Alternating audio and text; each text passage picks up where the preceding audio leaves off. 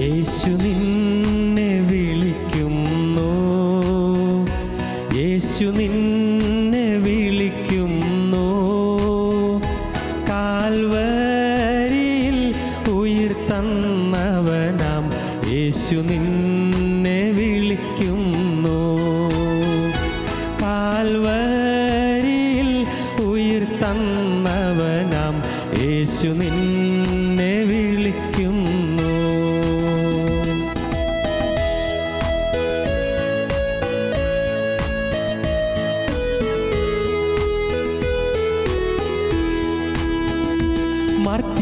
മർത്യജീവിതം ക്ഷണികം, മൃത്യു വന്നിടും ഒരു നാൾ.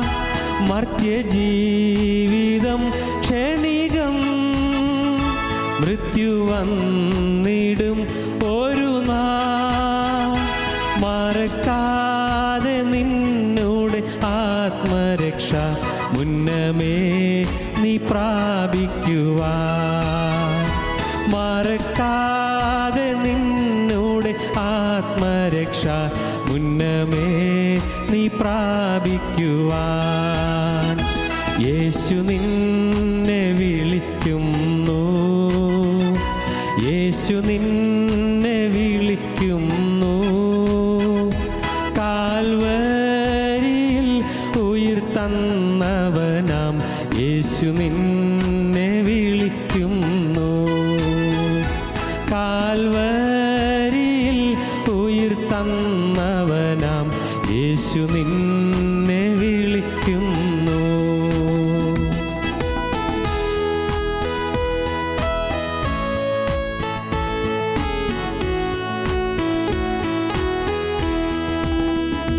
പാപത്തിൻ്റെ ഭാരത്തിനാൽ പാരം കേണു വലഞ്ഞിടുമോ. പാപത്തിൻ്റെ ഭാരത്തിനാൽ പാരം കേണു വലഞ്ഞിടുമോ. പരനേശുവിൽ നിന്റെ പാപത്തിൻ്റെ പരിഹാരം കണ്ടിടുവാൻ. പരനേശുവിൽ നിന്റെ പാപത്തിൻ്റെ പരിഹാരം കണ്ടിടുവാൻ. യേശു നിന്നെ വിളിക്കുന്നു, യേശു നിന്നെ വിളിക്കുന്നു. കാൽവരിയിൽ ഉയിർത്തന്നവനാം യേശു നിന്നെ വിളിക്കുന്നു. കാൽവരിയിൽ ഉയിർത്തന്നവനാം യേശു നിന്നെ വിളിക്കുന്നു. ഞങ്ങളും ക്രൂശിക്കപ്പെട്ട ക്രിസ്തുവിനെ പ്രസംഗിക്കുന്നു. ദൈവ തിരുനാമത്തിന് മഹത്വം ഉണ്ടാകട്ടെ. നാം കഴിഞ്ഞ ചില അവസരങ്ങളിലായി ചിന്തിച്ചു വരുന്നത് ദൈവത്തോടുകൂടെ നടക്കുക എന്നതിനെക്കുറിച്ചാണ്. ഹാനോക്ക് ദൈവത്തോടുകൂടെ നടന്നു, നോഹ ദൈവത്തോടുകൂടെ നടന്നു. ദൈവത്തോടുകൂടെ നടക്കുക എന്ന് പറഞ്ഞാൽ എന്താണ്? നാം കുറേയേറെ കാര്യങ്ങൾ എഫേസ്യ ലേഖനത്തിലെ ആശയങ്ങളുടെ പശ്ചാത്തലത്തിൽ ചിന്തിക്കുകയുണ്ടായി. എഫേസ്യ ലേഖനം തന്നെ വാസ്തവത്തിൽ നടക്കുക എന്നുള്ള ഏക വാക്കിൻ്റെ വിശദീകരണമായിട്ടാണ് നമുക്ക് ലഭിക്കുന്നത്. നിങ്ങൾ എങ്ങനെ നടന്നു, നിങ്ങൾ എങ്ങനെ നടക്കരുത്, നിങ്ങൾ എങ്ങനെ നടക്കണം, ആ 3 ആശയങ്ങളാണ് എഫേസ്യ ലേഖനത്തിൽ മുഴുവനായി നാം പരിശോധിക്കുമ്പോൾ പഠിക്കുമ്പോൾ കാണുന്നത്. നിങ്ങളെങ്ങനെ നടന്നവരായിരുന്നു, നിങ്ങളിനി എങ്ങനെ നടക്കണം, നിങ്ങളിനി എങ്ങനെ നടക്കരുത്, വളരെ കൃത്യമായിട്ടാണ് പറയുന്നത്. എങ്ങനെ നടക്കണം എന്നതിനെക്കുറിച്ചുള്ളതായ 10 കാര്യങ്ങളാണ് നാം ഇതിനകം ചിന്തിച്ച് കഴിഞ്ഞത്. ഇതെല്ലാം കൂടി ക്രോഡീകരിച്ച് 4 വാക്കുകളിൽ സംഗ്രഹിക്കാം. എല്ലാം കൂടി ഒരുമിച്ച് എങ്ങനെ നടക്കണമെന്നുള്ളത്: 1, walk in unity; 2, walk in purity; 3, walk in harmony; 4, walk in victory. 4 വാക്കുകൾ എങ്ങനെ നടക്കണമെന്നുള്ളതിനെക്കുറിച്ചുള്ളതായ 4 കാര്യങ്ങൾ എല്ലാം ഉൾക്കൊണ്ടുകൊണ്ടുള്ള 4 കാര്യങ്ങൾ വേദപുസ്തകത്തിൽ എഫേസ്യ ലേഖനം 4-ാം അധ്യായം മുതലാണ് എങ്ങനെ നടക്കണം എന്ന് കൃത്യമായി നമുക്ക് ആലോചന തരുന്നത്. 4-ാം അധ്യായം 1 മുതൽ 16 വരെ വാക്യങ്ങളിലാണ് എഫേസ്യ ലേഖനം. 4-ാം അധ്യായം 1 മുതൽ 16 വരെ വാക്യങ്ങളിലാണ് വാക്ക് ഇൻ യൂണിറ്റി, നിങ്ങൾ ഐക്യത്തിൽ നടപ്പീൻ, നിങ്ങൾ ഐക്യത്തിൽ, സ്നേഹത്തിൻ്റെ ഐകരൂപ്യത്തിൽ, സ്നേഹത്തിൻ്റെ ഒരു മനസ്സിൽ, ഒരു ഹൃദയത്തിൽ, ഏകഹൃദയമായി ഏകമനസ്സായി ഐക്യത്തിൽ നടപ്പീൻ എന്ന് അപ്പോസ്തലൻ പ്രബോധിപ്പിക്കുകയാണ്. എന്തുകൊണ്ട് നാം ഐക്യത്തിൽ നടക്കണം? ഐക്യത്തിൽ നടക്കാൻ കാരണം എന്താണ്? നമുക്ക് വായിക്കാം. എഫേസ്യ ലേഖനം 4-ാം അധ്യായത്തിൻ്റെ 4-5 വാക്യങ്ങൾ. നിങ്ങളെ വിളിച്ചപ്പോൾ ഏക പ്രത്യാശയ്ക്കായി നിങ്ങളെ വിളിച്ചതുപോലെ, ഏക പ്രത്യാശയ്ക്കായി നിങ്ങൾ വിളിച്ചു. ഏക പ്രത്യാശ. ശരീരം ഒന്ന്, ആത്മാവ് ഒന്ന്, കർത്താവ് ഒരുവൻ, വിശ്വാസം ഒന്ന്, സ്നാനം ഒന്ന്, എല്ലാവർക്കും മീതെയുള്ളവനും എല്ലാവരിലും കൂടി വ്യാപരിക്കുന്നവനും എല്ലാവരിലും ഇരിക്കുന്നവനുമായി എല്ലാവർക്കും ദൈവവും പിതാവുമായവൻ ഒരുവൻ. ഒരു ശരീരം, ഒരു ആത്മാവ്, ഒരു പ്രത്യാശ, ഏക നാഥൻ, ഏക വിശ്വാസം, ഏക സ്നാനം, ഒരു ദൈവം മാത്രം, ഒരു പിതാവ്. ഇങ്ങനെ ഐക്യത്തിൽ നാം തികഞ്ഞവരാകുവാനാണ് ദൈവം നമ്മെ വിളിച്ചിരിക്കുന്നത്. എല്ലാവർക്കും ഒരേ ഒരു പിതാവ് മാത്രം, എല്ലാവർക്കും ഒരേ ഒരു ദൈവം മാത്രം, എല്ലാവരും ഒരേ ഒരു ശരീരത്തിൻ്റെ അവയവങ്ങൾ മാത്രം, എല്ലാവരും ഒരേ ഒരു ആത്മാവിൽ, ഒരേ ഒരു മനസ്സിൽ. ഇതെല്ലാം വാസ്തവത്തിൽ നാം സ്വപ്നം കാണുന്നത് പോലെ ചിന്തിച്ചാൽ പോരാ. നമ്മുടെ ജീവിതത്തിൻ്റെ ദൈനംദിന അനുഭവമായി നാം മാറ്റിയെടുക്കണം. നമ്മുടെ കൊച്ചു കൊച്ചു കുടുംബങ്ങൾ പോലും ഈ ഐക്യം പുലർത്താൻ കഴിയുന്നുണ്ടോ? ചെറിയ കുടുംബങ്ങൾ, അപ്പനും അമ്മയും മക്കളും, അല്ല ഭാര്യയും ഭർത്താവും, ആ ഒരു ഐക്യത്തിൻ്റെ ദൃഢമായ ബന്ധത്തിൽ, സ്നേഹത്തിൻ്റെ ഗാഢമായ ബന്ധത്തിൽ ഒരു മനസ്സായി നിൽക്കാൻ കഴിയുന്നുണ്ടോ?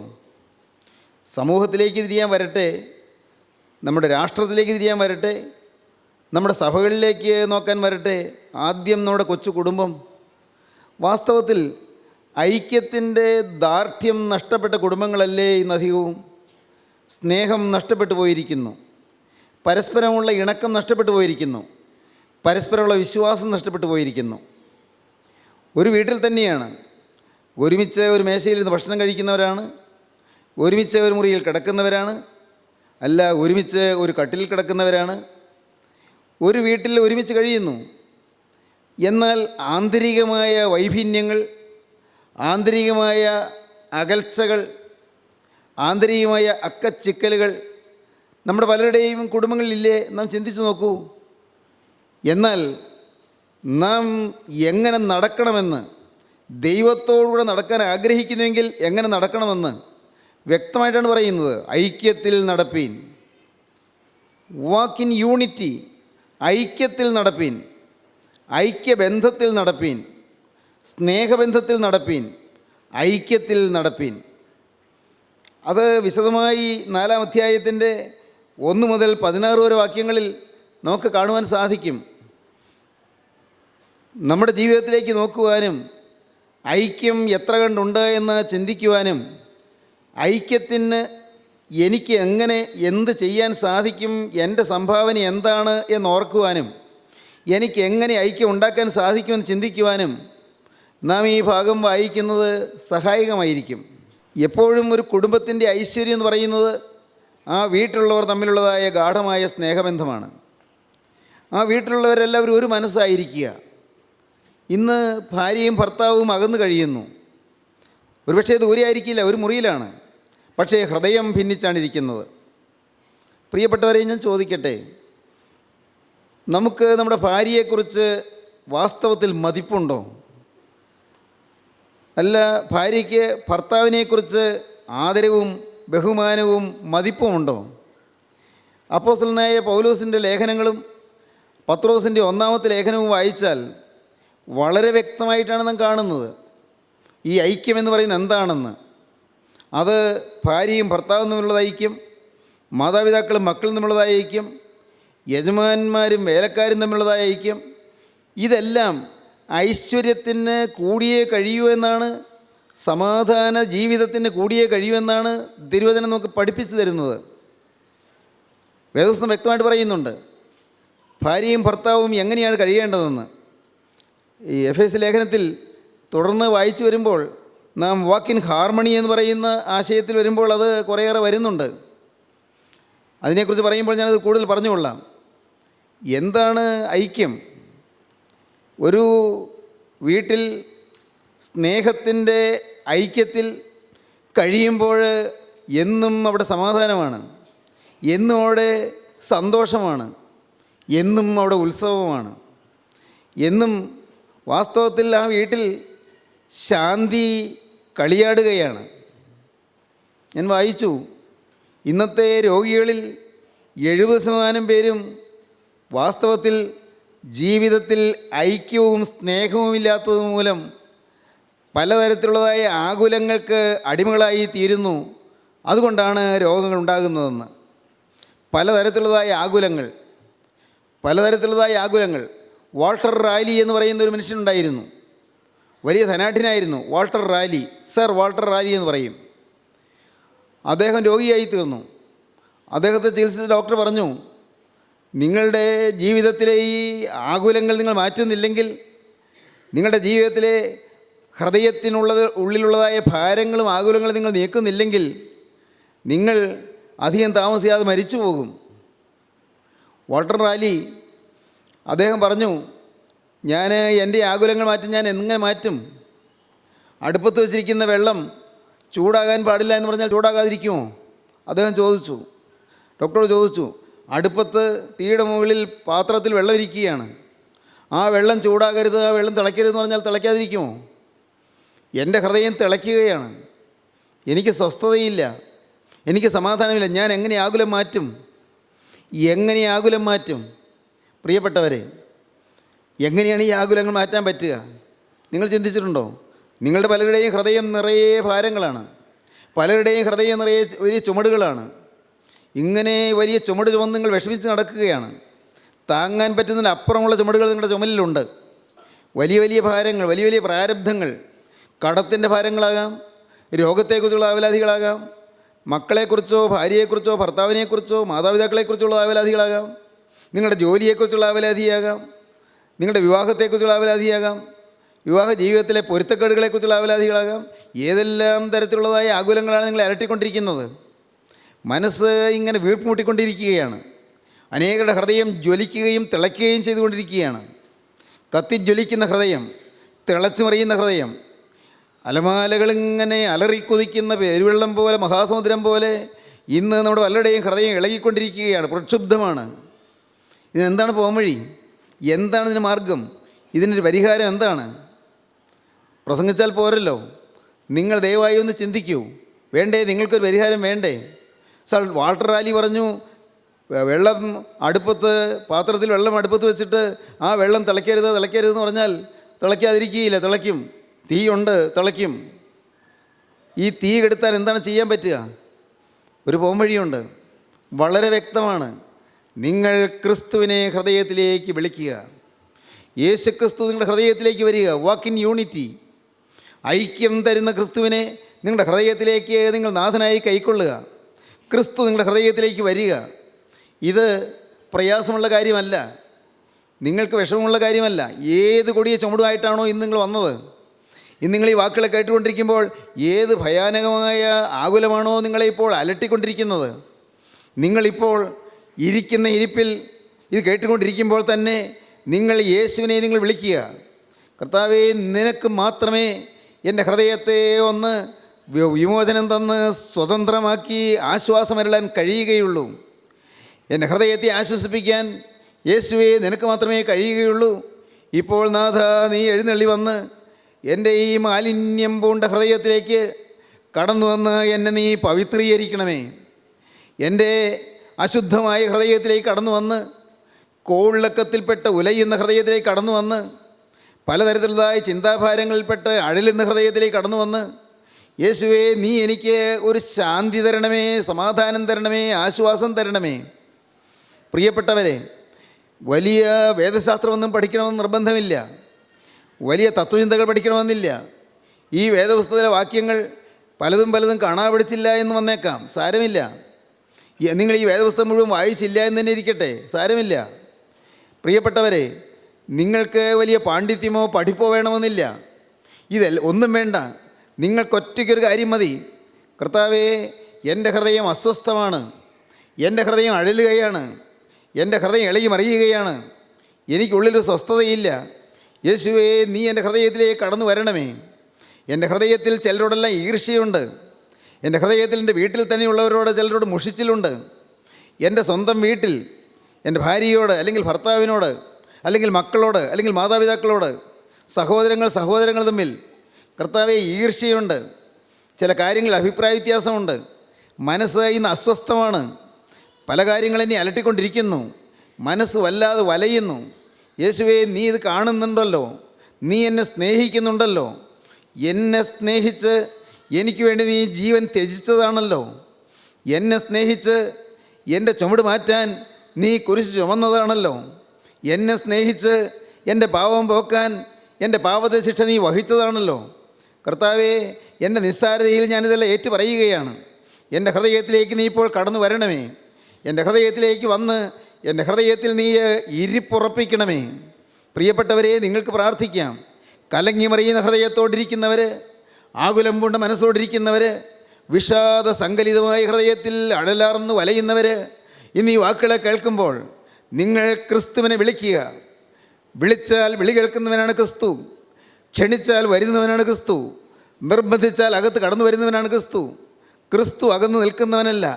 ഏതെല്ലാം തെറ്റുകൾ നിങ്ങൾക്ക് വന്നു എന്നിരിക്കട്ടെ, ഏതെല്ലാം മഹാപാതകങ്ങൾ നിങ്ങൾക്ക് സംഭവിച്ചു എന്നിരിക്കട്ടെ, ഏതെല്ലാം കാര്യങ്ങൾ നിങ്ങൾ വീണുപോയി എന്നിരിക്കട്ടെ, പ്രിയനേ, നിൻ്റെ പാപക്കറകളെല്ലാം കഴുകാനും, നിൻ്റെ ഈ നികൃഷ്ടാവസ്ഥയിൽ സഹതാപത്തോടെ നോക്കാനും, നിൻ്റെ ഈ മ്ലേച്ഛാവസ്ഥയിൽ നിന്നെ കോരിയെടുക്കാനും യേശുവിന് നിന്നോട് സ്നേഹമാണ്, യേശുവിനോട് വാത്സല്യമാണ്.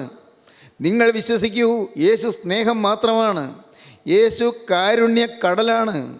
യേശു കൃപയുടെ ഉറവിടമാണ്. യേശു സ്നേഹത്തിൻ്റെ നികേതനമാണ്. യേശു നിങ്ങളെ സ്നേഹത്തോടെ അടുപ്പിക്കുകയാണ്. നിങ്ങൾ വിളിച്ചാൽ യേശു വരും. നിങ്ങൾ നിങ്ങളുടെ ഹൃദയം തുറന്നാൽ യേശു അകത്തേക്ക് കടന്നു വരും. യേശു നിർബന്ധിച്ചകത്തേക്ക് വരികയില്ല. യേശു ബലം പ്രയോഗിച്ചകത്തേക്ക് വരികയില്ല. യേശു നിങ്ങളുടെ ഹൃദയത്തിൽ ബലാത്കാരേണ കടന്നു വരികയില്ല. നിങ്ങൾ വിളിക്കുമോ? നിങ്ങൾ എളിമയോടെ യാചിക്കുമോ? ഇവിടെ കർത്താവേ, ഒരാളിവിടെ ഇരിക്കുന്നു. ആകുലഭാരങ്ങൾ ചുമന്ന് വലഞ്ഞൊരു മനുഷ്യനിവിടെ ഇരിക്കുന്നു. ചുമട് ചുമന്ന് അഴലാർന്നൊരു മനുഷ്യനിവിടെ ഇരിക്കുന്നു. കഷ്ടപ്പാടേറ്റ് തളർന്നൊരു സ്ത്രീ ഇവിടെ ഇരിക്കുന്നു. എൻ്റെ കർത്താവേ, കുടുംബത്തിൽ സ്വസ്ഥതയില്ലാതെ വലയുന്ന ഒരു മനുഷ്യനിവിടെ ഇരിക്കുന്നു. നാളെയോ ഓർത്ത് ആകുലപ്പെട്ട് സങ്കടപ്പെട്ട് നെടുവീർപ്പെട്ടിരിക്കുന്ന ഒരു മനുഷ്യനിവിടെ ഇരിക്കുന്നു. നാഥ, നീ എൻ്റെ ഉള്ളത്തിലേക്ക് കടന്നു വരണമേ. എൻ്റെ പ്രശ്നത്തിന് പരിഹാരം നീ മാത്രമാണ്. കർത്താവേ, വീട്ടിൽ അകൽച്ചയുണ്ട്, വീട്ടിൽ ഭിന്നതയുണ്ട്, വീട്ടിൽ ഇഷ്ടക്കുറവുണ്ട്, വീട്ടിൽ അഭിപ്രായ വ്യത്യാസമുണ്ട്. വീട്ടിൽ ഒരു മനസ്സ് കിട്ടാൻ സാധിക്കാതെ ഞങ്ങൾ പലപ്പോഴും അഭിപ്രായ വ്യത്യാസത്തിൻ്റെ പേരിൽ ഞങ്ങൾ തമ്മിൽ ഉരസലുണ്ടാകുന്നു. കർത്താവേ, പലപ്പോഴും അഭിപ്രായ വ്യത്യാസത്തിൻ്റെ പേരിൽ ഞങ്ങൾ തമ്മിൽ അകൽച്ചകളുണ്ടാകുന്നു, ഭിന്നതകളുണ്ടാകുന്നു, ചിലപ്പോൾ വഴക്കുണ്ടാകുന്നു. യേശുവേ, എനിക്ക് പലപ്പോഴും കീഴ്പ്പെടാൻ കഴിയാതെ പോകുന്നു. കീഴ്പ്പെടേണ്ടതുപോലെ കീഴ്പ്പെടാൻ എനിക്ക് പറ്റാതെ പോകുന്നു. നാഥ, നീ എൻ്റെ ഹൃദയത്തിലേക്ക് വരണമേ. ദൈവത്തിന് സ്തോത്രം. അപ്പോൾ കാണാം, യേശു കടന്നു വരും. യേശു അകത്തേക്ക് വരും. യേശു നിങ്ങൾക്ക് സമാധാനം തരും. നിങ്ങളുടെ അകൽച്ചയുള്ള ഭാഗങ്ങളിൽ യേശുവിൻ്റെ തിരുരക്തം തളിക്കും. എവിടെയെല്ലാണോ അകൽച്ചയുള്ളത് അവിടെ തിരുരക്തം തളിക്കും. അപ്പനെക്കുറിച്ച് വേദനിക്കുന്ന മക്കളുണ്ട്, മക്കളെക്കുറിച്ച് വേദനിക്കുന്ന അപ്പനുണ്ട്, ഭാര്യയെക്കുറിച്ച് സങ്കടപ്പെടുന്ന ഭർത്താവുണ്ട്, ഭർത്താവിനെക്കുറിച്ച് വിതുമ്പുന്ന ഭാര്യയുണ്ട്. കുടുംബങ്ങൾ കലങ്ങിയിരിക്കുകയാണ്. യൂണിറ്റി, വാക്ക് ഇൻ യൂണിറ്റി, ഐക്യത്തിൽ നടക്കാൻ ഇതുവരെ നിങ്ങൾക്ക് സാധിച്ചില്ലല്ലോ, എന്നാൽ നടക്കാൻ സാധിക്കുമെന്നാണ് കർത്താവ് പറയുന്നത്. മകനെ, നിനക്ക് അസാധ്യമായത് ഞാൻ സാധിപ്പിച്ച് തരാമെന്നാണ് കർത്താവ് പറയുന്നത്. മോളെ, നിനക്ക് ഇതുവരെ അസാധ്യമായിരുന്നില്ലേ, അത് നിനക്ക് ഞാൻ സാധിപ്പിച്ചു തരാമെന്ന് കർത്താവ് പറയുന്നു. ഇത്രയും കാലം നിനക്ക് സാധിക്കാതിരുന്നത് നിനക്ക് സാധിപ്പിച്ചു തരുന്ന ഒരു പോംവഴി ഉണ്ടെങ്കിൽ മോനെ നിനക്ക് കൈക്കൊള്ളരുതോ എന്നാണ് കർത്താവ് ചോദിക്കുന്നത്. കർത്താവേ, ഞാനിതാ നിന്നെ എൻ്റെ ഹൃദയത്തിലേക്ക് വിളിക്കുന്നു. ദൈവത്തിന് സ്തോത്രം. ദൈവത്തിൻ്റെ വലിയ നാമം മഹത്വപ്പെടട്ടെ. സഹോദരങ്ങളെ, ഞാൻ വായിച്ചു, അമേരിക്കയിൽ വർഷങ്ങൾക്ക് മുൻപ് സെപ്റ്റംബർ 11 അന്ന് അവിടുത്തെ ട്രേഡ് സെൻറ്റർ തകർന്നുപോയി. വലിയ ഭീകരാക്രമണമായിരുന്നു.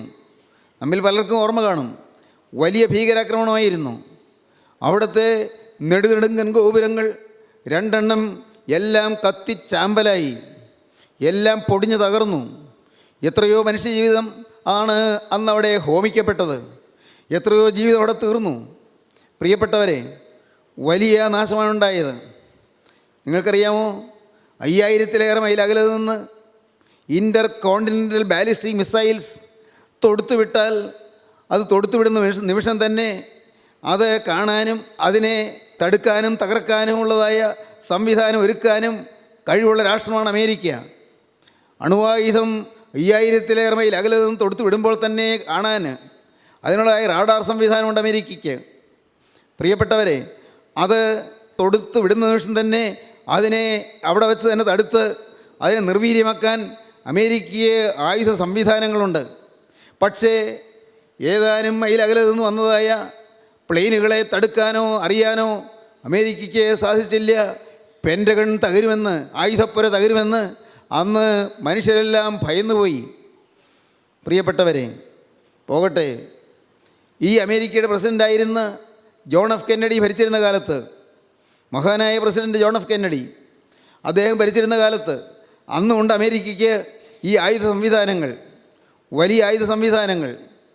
എത്ര ദൂരെ നിന്ന് ഈ അണുവായുധങ്ങൾ വിക്ഷേപിച്ചാലും ആ അണുവായുധം തടുക്കാനുള്ളതായ ഇൻ്റർ കോണ്ടിനെൻ്റൽ ബാലിസ്റ്റിക് മിസൈൽസ് അന്നും അമേരിക്കയുടെ കയ്യിലുണ്ട്. പക്ഷേ മൈലുകൾ 5000-ലേറെ മൈൽ അകലെ നിന്ന് വരുന്നതായ ആ അണുവായുധം തടുക്കാൻ കഴിവുള്ള അമേരിക്കയ്ക്ക് ഏതാനും വാരി അകലെ നിന്ന് വന്നതായ, ഏതാനും അടി അകലെ നിന്ന് വന്നതായ വെടിയുണ്ടയെ തടുക്കാൻ കഴിഞ്ഞില്ല. കെന്നഡി വധിക്കപ്പെട്ടു. ഓസ്വാൾഡ് എന്ന് പറയുന്ന ഒരു ഘാതകൻ്റെ വെടിയേറ്റ് American president John F Kennedy വധിക്കപ്പെട്ടു. ഇതെല്ലാം ചരിത്ര വസ്തുതകളാണ്. ഇന്ത്യയെ സാധിക്കാഞ്ഞത് മനുഷ്യന് സാധിക്കുകയില്ല. മനുഷ്യനെ തടുക്കാൻ സാധിക്കുകയില്ല. ഒന്നിനെയും തടുക്കാൻ സാധിക്കുകയില്ല. ദൈവത്തിന് സ്തോത്രം. രക്ഷാ കവചം തീർക്കാൻ മനുഷ്യന് സാധിക്കുകയില്ല. ആയുധ കവചം തീർക്കാൻ മനുഷ്യന് സാധിക്കുകയില്ല. പ്രിയപ്പെട്ടവരെ, എന്നാൽ ഒരു രക്ഷാ കവചം തീർക്കാൻ കർത്താവായ യേശുക്രിസ്തു ഉണ്ടെങ്കിൽ നിങ്ങൾ ഭാഗ്യശാലികളായിരിക്കും. നിങ്ങൾക്കൊരു രക്ഷാ കവചമുണ്ടായിരിക്കും. നിങ്ങളുടെ ജീവിതം സേഫായിരിക്കും. നിങ്ങളുടെ ജീവിതം സൗണ്ടായിരിക്കും. നിങ്ങളുടെ ജീവിതം സെക്വേർഡായിരിക്കും. നിങ്ങളുടെ ജീവിതം സുരക്ഷിതമായിരിക്കും. നിങ്ങളുടെ ജീവിതം ഭദ്രമായിരിക്കും. യേശുക്രിസ്തുവിനെ നിങ്ങൾ വിട്ടുകൊടുക്കുക. Walk in unity. ഐക്യം പുലരും. കുടുംബം സ്നേഹം കൊണ്ട് നിറയും. കുടുംബം ഐക്യം കൊണ്ട് നിറയും. കുടുംബം ഐക്യം കൊണ്ട് നിറയുമ്പോൾ അപ്പോൾ എല്ലാ മാലിന്യങ്ങളും കുടുംബത്തിൽ നിന്ന് മാറ്റപ്പെടും. ഇന്ന് ഞാൻ നിങ്ങളോട് സ്നേഹത്തോടെ പറയട്ടെ, ഭർത്താവ് ഭാര്യയെ സ്നേഹിക്കാൻ തുടങ്ങുക. ഭാര്യ ഭർത്താവിനെ ബഹുമാനിക്കാനും സ്നേഹിക്കാനും കീഴ്പ്പെടാനും തുടങ്ങുക. കുടുംബം സമാധാനത്തിലേക്ക് വരും. Walk in unity. നിങ്ങൾ കേൾക്കുമ്പോൾ ഈ സമാധാനം നിങ്ങൾക്ക് തരുന്ന യേശുക്രിസ്തുവിനെ നിങ്ങൾ കണ്ടുകൊണ്ടിരിക്കുക. യേശുവിനെ നിങ്ങൾ വിളിച്ചുകൊണ്ടിരിക്കുക. യേശു കുരിശിന്മേൽ കിടന്നുകൊണ്ട് എനിക്ക് ദാഹിക്കുന്നെന്ന് പറയുകയാണ്. എനിക്ക് ദാഹിക്കുന്നുവെന്ന്. എന്തിനു വേണ്ടിയുള്ള ദാഹമാണ്? നമ്മെ സ്നേഹിക്കുന്ന ദാഹം, നമ്മുടെ ക്ഷീണം തീർക്കുന്ന ദാഹം, നമ്മുടെ വാട്ടമകറ്റുന്ന ദാഹം, നമുക്ക് ഐക്യം തരുന്ന ദാഹം, നമ്മുടെ ഹൃദയത്തിൽ സ്നേഹം പകരുന്ന ദാഹം, നമ്മുടെ ജീവിതത്തിൽ വിശുദ്ധി പകരുന്ന ദാഹം. അതിനുവേണ്ടി ദാഹിക്കുന്ന ക്രിസ്തുവിൻ്റെ ആ സ്നേഹത്തെ നിങ്ങൾ കാണുക. യേശുവിൻ്റെ സ്നേഹമാണ് കുരിശിൽ കൂടി ഒഴുകുന്ന തിരുരക്തം. ആ ചങ്കുപൊട്ടി ഒഴുകുന്ന തിരുരക്തം. എൻ്റെ സ്നേഹിതരെ, നിങ്ങൾ ദയവായി ഇപ്പോൾ ക്രൂസിലേക്ക് നോക്കൂ. ആ സ്നേഹത്തെ നിങ്ങളൊന്ന് കാണൂ. ആ തിരുരക്തത്തെ നിങ്ങളൊന്ന് ഓർക്കൂ. ആ തിരുരക്തത്തെ നിങ്ങളുടെ ജീവിതം നിങ്ങൾ സമർപ്പിക്കൂ. യേശുവേ, എന്നെ നിൻ്റെ തിരുരക്തത്താൽ കഴുകണമേ. എൻ്റെ ഹൃദയത്തിലുള്ള അകൽച്ചകളോട് ഞാൻ യാത്ര പറയുന്നു. എൻ്റെ ഹൃദയത്തിലുള്ളതായ മുഷിലുകളോട് ഞാൻ യാത്ര പറയുന്നു. എൻ്റെ ഹൃദയത്തിലുള്ള തിന്മകളോട് ഞാൻ യാത്ര പറയുന്നു. എൻ്റെ ഹൃദയത്തിലുള്ളതായ അകൽച്ചകളോട് യാത്ര പറയുന്നു. എൻ്റെ ഹൃദയത്തിലുള്ള വൈരാഗ്യങ്ങളോട് യാത്ര പറയുന്നു. എൻ്റെ ഹൃദയത്തിലുള്ളതായ നീരസങ്ങളോടും കയ്പിനോടും വൈരുദ്ധ്യത്തോടും ഞാൻ യാത്ര പറയുന്നു. യേശുവേ, എൻ്റെ ഹൃദയത്തിലുള്ള പകയോടും വിദ്വേഷത്തോടും പ്രതികാര വാഞ്ചയോടും ഞാൻ യാത്ര പറയുന്നു. രാജാധിരാജ, സ്നേഹത്തിൻ്റെ നിറകൊടഞ്ചു കൂടുന്ന രക്ഷക, അവിടുന്ന് ഇപ്പോൾ എൻ്റെ ഹൃദയത്തിലേക്ക് കടന്നു വന്ന് സ്നേഹമായ യേശുവേ, എൻ്റെ ഹൃദയത്തിൽ വന്ന് വാഴണമേ, എൻ്റെ ഹൃദയത്തിൽ വന്ന് വസിക്കണമേ. ആ തിരുരക്തം, സ്നേഹത്തിൻ്റെ തിരുരക്തത്തിൻ്റെ ഒരു തുള്ളി ഇപ്പോൾ എൻ്റെ ചങ്കിൽ പതിക്കണമേ. ആ തിരുരക്തത്താൽ എന്നെ നവീകരിക്കണമേ, ആ തിരുരക്തത്താൽ എന്നെ കഴുകണമേ, ആ തിരുരക്തത്താൽ എന്നെ ശുദ്ധീകരിക്കണമേ. ഹൃദയം സംശുദ്ധമാക്കി എന്നെ രൂപാന്തരപ്പെടുത്തി എടുക്കണമേ. പ്രാർത്ഥിക്കൂ പ്രിയപ്പെട്ടവരെ, നമുക്ക് ഒരുമിച്ച് പ്രാർത്ഥിക്കാം. കാരുണ്യവാനായ ഞങ്ങളുടെ സ്വർഗീയ പിതാവേ, ഈ സ്നേഹം നിറഞ്ഞ സമയത്തിനായി ഞങ്ങൾ എന്നെ സ്തുതിക്കുന്നു. സ്നേഹത്തിൻ്റെ വചനങ്ങൾക്കായി ഞങ്ങൾ എന്നെ സ്തുതിക്കുന്നു. ക്രൂസിൻ്റെ അത്ഭുത സ്നേഹം ഞങ്ങളുടെ മേൽ പകരുന്നതിനായി ഞങ്ങൾ എന്നെ സ്തുതിക്കുന്നു. കർത്താവേ, ഈ വചനം കേട്ട് എല്ലാവരെയും അനുഗ്രഹിക്കണമേ. എല്ലാവരുടെ മേലും തൃക്കരം ഉയർത്തണമേ. എല്ലാവരെയും ആശീർവദിക്കണമേ. നാഥ, നിൻ്റെ മക്കളുടെ ഹൃദയത്തിലുള്ളതായ മാലിന്യങ്ങൾ മാറ്റുകയും യേശുവിൻ്റെ സ്നേഹത്താൽ ഹൃദയം നിറയുകയും യേശുവിനെ ആരാധിപ്പാൻ നിൻ്റെ മക്കൾക്ക് സ്തുതി നിറച്ച് നൽകുകയും ചെയ്യണമേ. നന്മകളാൽ നിറയ്ക്കണമേ. യേശുവിൻ നാമത്തിൽ തന്നെ. ആമീൻ.